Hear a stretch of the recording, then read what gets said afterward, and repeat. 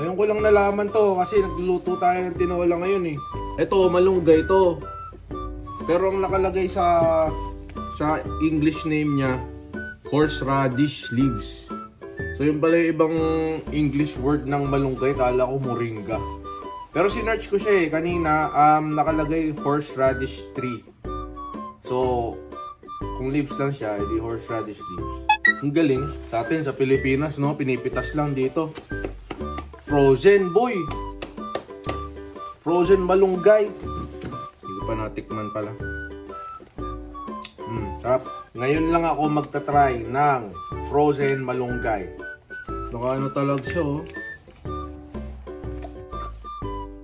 Malunggay naman siya. Iba lanta na eh. Uy, may nasama pa ako ito. Wait, puputik.